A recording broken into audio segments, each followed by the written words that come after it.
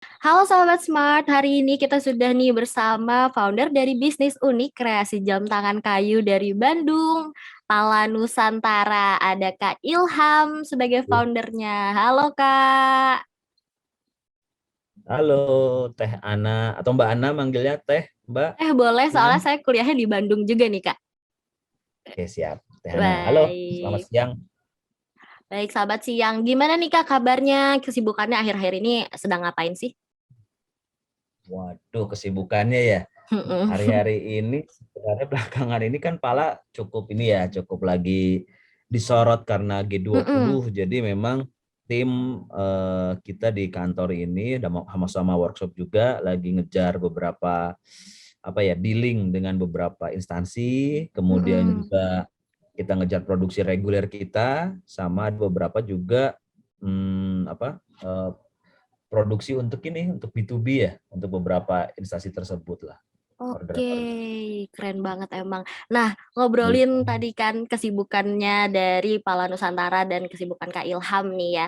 Sahabat Smart tahu nggak sih kalau misalnya Smart UMKM yang kita undang hari ini tuh sangat inspiratif nih dan unik karena kreasi Pala Nusantara ya Kak kemarin pada awal April aku baca nih terpilih menjadi souvenir buat tamu VIP-nya G20. Itu keren banget sih. Jadi boleh nggak sih Kak ceritain sedikit, ceritain perjalanan gimana bisa si Pala Nusantara ini tuh sampai di sini kayak awal mula terbentuk brand lokal ini, terus apa yang menginspirasi, terus ups and downs-nya, boleh nih ceritain biar pebisnis di luar sana mungkin bisa terinspirasi nih dari ceritanya Kak Ilham. Iya, semoga terinspirasi ya.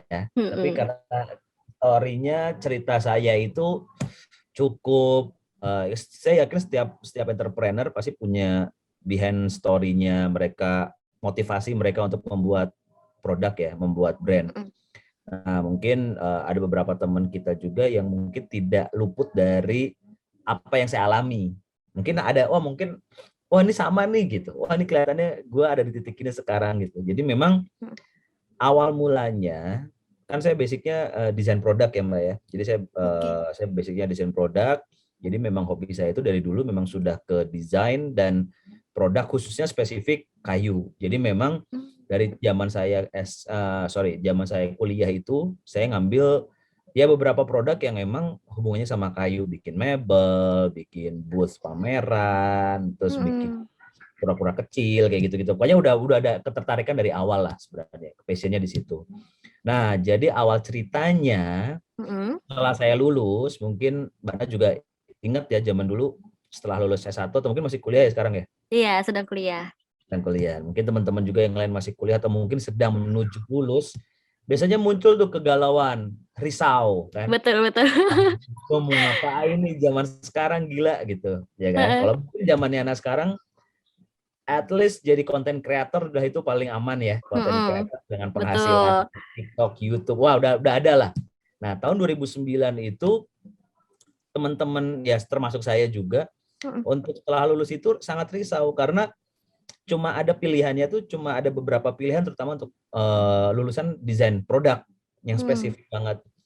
Either itu ada di industri besar manufaktur, ya kan, kayak ya let's say kayak saya sebut brand gitu misalnya di otomotif, di Toyota, di Astra kayak gitu kan, di Mm-mm. Suzuki dan sebagainya, LG, atau ya memang pilihannya lu jadi entrepreneur gitu, Hmm. entrepreneur yang pada umumnya ya base seniman ya, base-nya desainer Mm-mm. atau seniman. Jadi levelnya bukan di brand, tapi lu punya skill apa, gue bikin konsultan desain.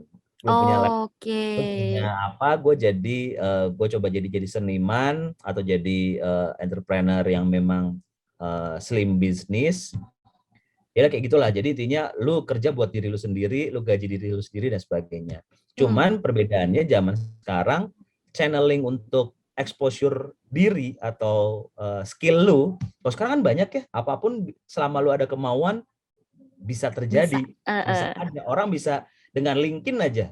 Zaman dulu Mm-mm. belum ada LinkedIn tuh. Jadi memang dengan LinkedIn Oke. aja orang bisa tahu, oh lu skillnya, oh CV lu ini, lu bisa spread ke semua instansi besar dan orang membutuhkan jasa atau pemikiran lu teh ada di mana kalau sekarang. Jadi misalnya Mm-mm.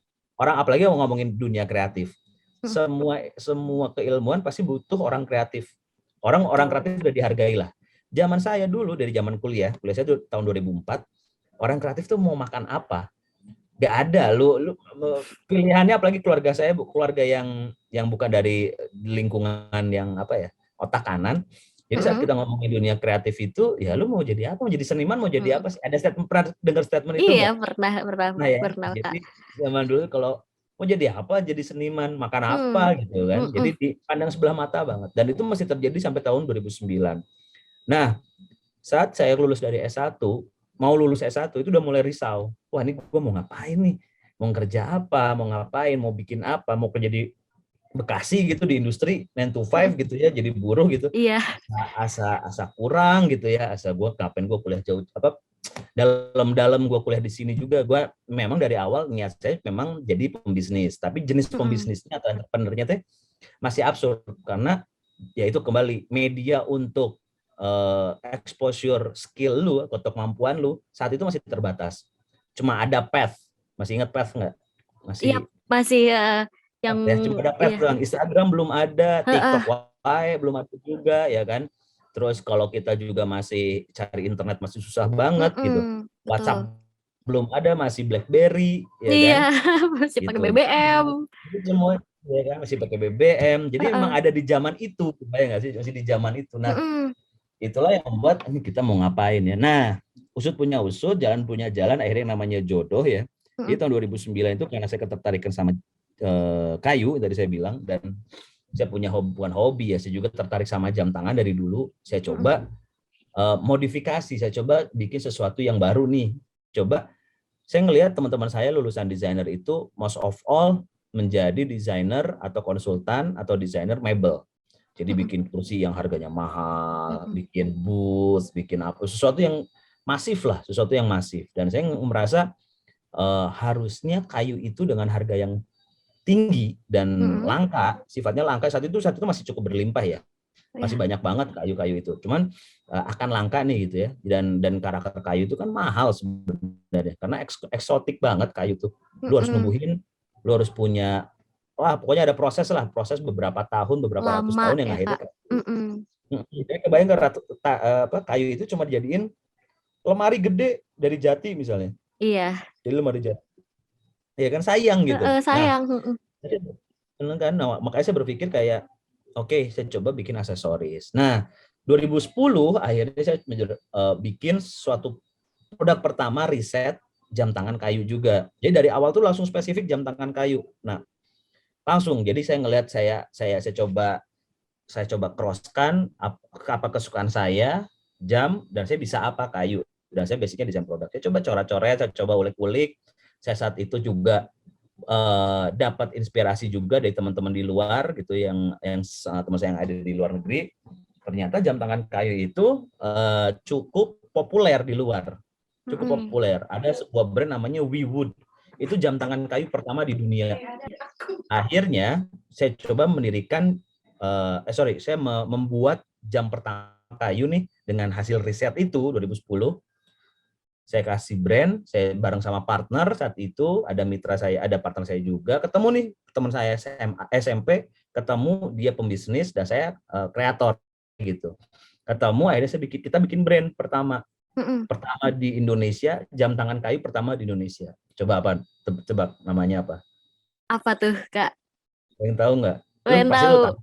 Apa namanya, ya? Apa? Coba tebak dulu. Aduh. Brand jam tangan kayu pertama di Indonesia. Semuanya kayu. Aduh, nanti saya salah sebut, nanti takut kesebut brand lain nih. Kak Ilham aja nih kasih tahu, aku sama sahabat smart di luar. Oke, jadi akhirnya setelah hasil riset itu 1 tahun saya riset, terus saya ketemu sama partner saya, teman saya SMP itu, dia part of dari marketing dan bisnis, saya part of dari desain dan produksi. Akhirnya kita sepakat, oke, kita bikin jam tangan kayu ini ya, kita retailkan ya, kita launchingkan ya di Indonesia ya, di Jakarta. Bikin nama brand, saya bikin brand namanya Matoa. Nah, gitu. Saya tahu itu. Tadi saya mau nyebut itu, Kak, tapi nah, jadi saat itu saya bikin brand namanya Matoa. Nah, akhirnya jalanlah dengan antusias yang besar dari masyarakat, dari pasar, terutama di Jakarta. Saat itu benar-benar kayak ibaratnya Matoa itu atau brand atau jam tangan kayu ini itu tuh ibaratnya sama kayak Aqua atau sama kayak teh botol. Jadi Oke. kita memonopoli pasar. Lu mau jual harga dengan harga berapapun nggak ada patokan, nggak ada pembandingnya orang-orang. Kalau misalnya sekarang kan ada pembandingnya. Lu Iya, misalnya beli teh sudah botol banyak. atau apapun, Mm-mm. banding mana yang paling murah, mana yang Mm-mm. berkualitas baik, mana yang cocok buat lu dan Betul. sebagainya. Tapi kalau saat itu belum ada, tahun 2010 2011 itu sama sekali kita memonopoli pasar. Harga seenak jidat. Harganya sejuta, sejuta, 980, 980. Jadi dan itu bisa terserap sama pasar dengan harga seperti semahal itu ya. Dan Mm-mm. kita levelnya masih slim business, artinya kita masih semuanya masih via vendor. Gua harus mentraining vendor-vendor dari A sampai B, sampai Z gitu. Jadi detailnya semuanya ada di vendor. Kita masih belum punya infrastruktur produksi saat itu. Karena kita masih tes pasar dulu.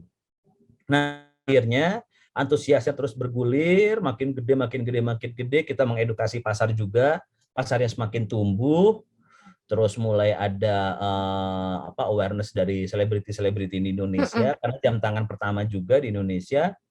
Ya udah, akhirnya kita sepakat untuk ini menjadikan pabrik atau jadi manufaktur Oke. tahun 2012 kalau nggak salah, 2012 atau 2013 kita mulai berani chip in atau masukkan uang, pinjam uang sana, pinjam uang sini gitu kan, Mm. untuk membesarkan si perusahaan ini. Nah, sayangnya tahun 2015 setelah ada drama di dalamnya biasa ya, jadi ini Mm. kita klasik. Mungkin makanya saya bilang, mungkin setiap orang pernah merasakan ini. Orang entrepreneur pasti either itu dapat privilege dia dari baki emas, lahir dari tempat emas, apa yang emang udah terfasilitasi semuanya, atau Mm-mm. punya motivasi lain, gue harus hidup lebih baik, gue harus menghidupi keluarga gue lebih baik, atau gue harus punya apa motivasinya. Nah, gue berangkat dari saat itu si kondisinya gue akhirnya cerai bareng sama Matoa. Gue cerai. Jadi selama 5 tahun Oke. gue membesarkan Matoa, gue cerai karena ada konflik drama di dalamnya. Mm-mm. Gue nggak bisa ngikut drama seperti itu. Akhirnya gue mendesain untuk keluar, gue cabut. Akhirnya 2016 gue mencoba untuk memperbaiki desain-desain yang ada di Matoa gitu. Jadi gue memperbaiki semua semua fundamental yang gue bikin di Mm-mm. Matoa, gue perbaiki di Pala. Makanya ada cerita tentang Nusantaranya Mm-mm. di Pala ini dibandingkan dengan Matoa, karena itu untuk memperbaiki grand design yang sudah gue bikin, intinya gitu. Nah, Mm-mm. alhamdulillah 2016 gue ngeriset, 2017 gue melakukan pattern yang sama banget sama kayak Matoa. Path-nya, Oke. perjalanannya. Jadi setahun riset, setahun lagi gue coba cek pasar nih. Ada nggak sih pasar yang suka sama jam tangan ini gitu. Mm-mm. Ternyata 2017 itu gue bisa achieve Good Design Award dengan cerita yang saya balut. Saat itu juga sama sebenarnya. Kondisinya 2016 itu nggak ada orang yang percaya kalau produk itu dengan dibalut sebuah cerita, maka Mm-mm. value-nya bisa menyamai dengan bukan gadget, teknologi atau sesuatu yang sifatnya utility-nya. Jadi misalnya lu ngomongin jam tangan konvensional, benar-benar cuma detik, menit, detik, jam gitu ya, nggak Mm-mm. ada krononya, nggak bisa anti air dan sebagainya. Tapi saat once itu lu dibalut sama sebuah cerita, sama Pride of Nusantara, itu value-nya mungkin bisa sama kayak levelnya Casio yang anti air, Mm-mm. yang punya krono, punya speedometer, punya sebagainya gitu. Jadi lo harus bisa membandingkan kelemahan produk lo apa, lo balut pakai apa, yang akhirnya ya karena keterbatasan saat ini detik ini semua brand lokal jam tangan Mm-mm. tangan lokal itu ada keterbatasannya adalah desain engine-nya, movement-nya, Oke. semuanya sampai Mm-mm. detik ini gue bisa pastikan karena memang kita tidak diciptakan untuk bikin jam tangan. Kita nggak punya Mm-mm. mesin kayak Jepang, kita nggak punya kemampuan khusus untuk bikin gear kecil-kecil kayak di Swiss, ya kan? Jadi Ah, memang iya. semuanya masih import, barang-barang engine-nya itu semuanya masih import, Oh. gitu. Sampai detik ini. Bahkan sekarang kalau lu order di Cina, lu udah seenak jidat, udah barang udah jadi, lu tinggal emblem nama lu anak gitu misalnya, anak made Mm-mm. in Indonesia, udah jadi itu sama kayak Shopee ya. Di Shopee kan banyak Mm-mm. white label. Jadi gitu. Jadi memang istilahnya sekarang itu udah sangat memudahkan banget, lu tidak perlu berkreasi. Cuman prosesnya itu yang sebenarnya kalau buat saya pribadi Mm-mm. mengasihkan ya, seru ya gitu. Iya. Ngeriset Heeh. sendiri, ngebangun sendiri kayak gitu. Nah, Heeh. sambil jalan dari situ 2017 gue achieve 4 atau 3 achievement yang akhirnya membuat saya yakin, oh ternyata jam tangan kayu teh masih diminati. Minati. Padahal itu udah 7 tahun dari pertama saya bikin jam tangan kayu pertama di Indonesia. Udah 7 tahun ya. Mm-mm. Takutnya udah mulai jenuh pasarnya atau sudah mulai nggak baik bisnisnya gitu kan. Tapi ternyata udah 7 tahun itu ternyata masih bagus.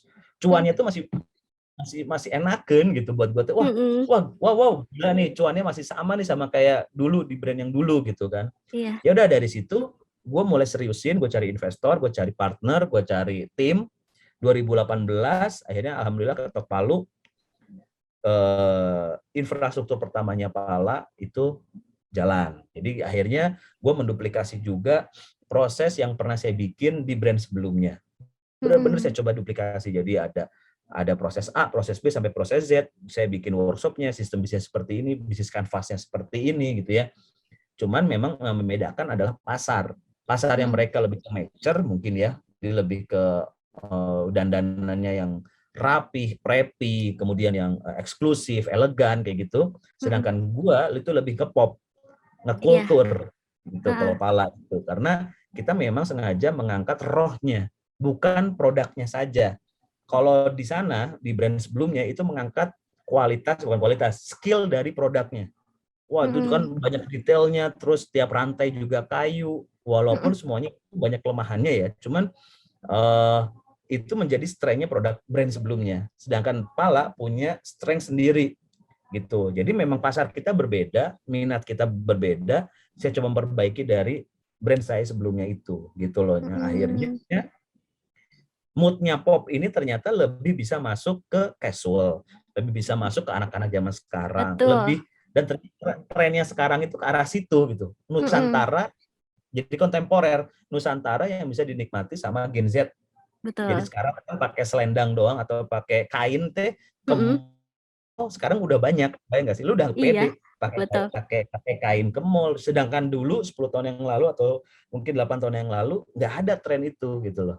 Mm-mm. Ternyata Nusantara tuh sekarang makin ngepop, bisa masuk ke semua pasar, segmen, dan ke semua lifestyle.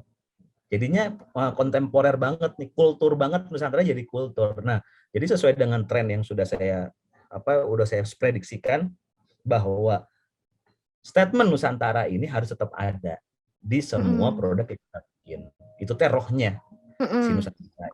Nah, akhirnya perjalanan gue 2018 akhirnya gue mulai bikin workshop, mulai besar dari tadinya cuma 3 pegawai. Nah, 3 pegawai termasuk sama saya. Sekarang yang membesarkan Pala ini ada 40 orang. Jadi Oh. dari 3 sampai jadi 40 orang selama kurang lebih jangka waktunya 2018, 18, 19, 20, 21, 22, udah 5 tahun gitu sampai 40 Mm-mm. orang. Dan sebenarnya kita punya 2 tahun yang istilahnya vakum ya, Mm. force major ya, karena pandemi gitu kan. Oke. 2020 off, Mm-mm. 2021 off, 2020 2021 ini benar-benar Bersinar lagi ya, menekan. Kak. Iya, jadi benar-benar Heeh. lu harus waktunya ngerem sekarang untuk karena exposure benar-benar nol loh. Nah, jadi memang Oh. benar-benar bagaimana struggling kita untuk tidak tutup, struggling kita untuk Mm-mm. menggaji karyawan. Karena jadi prioritas sebenarnya. Mm-mm. Jadi yang namanya branding untuk exposure Pala di event A sampai dari Sabang sampai Merauke, kalau nggak di luar negeri gitu ya, itu Heeh. semuanya nggak dapet nih 2 tahun. Jadi yang harusnya mungkin persentasenya udah 90% karena ada 2 tahun ini, ya mungkin sekarang baru 30% gitu loh. Jadi Mm-mm. secara jenjangnya terhambat selama 2 tahun. Tapi alhamdulillah selama 5 tahun ini kita Pala ini survive.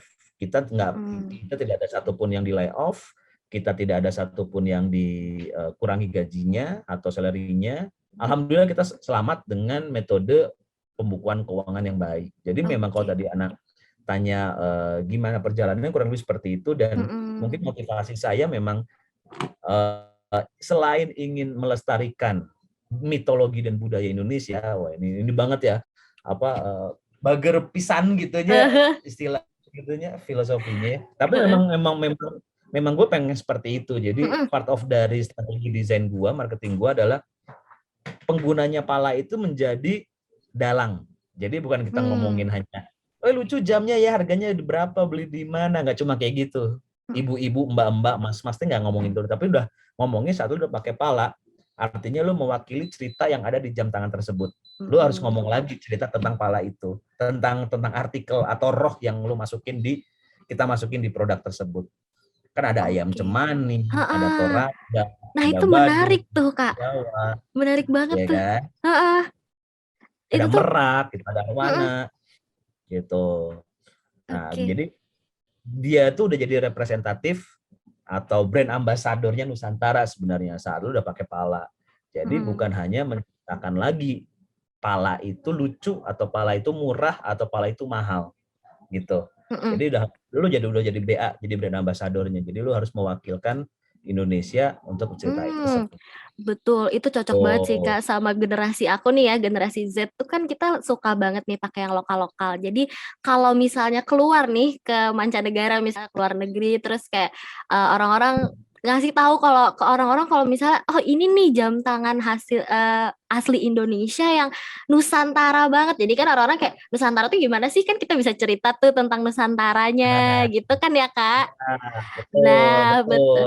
Oke, tadi Kak Ilham juga ada ngasih tahu tentang marketing kan, tadi ada mention tentang marketing. Nah, aku tuh kan kemarin ada riset juga nih soal tentang si Pala ini.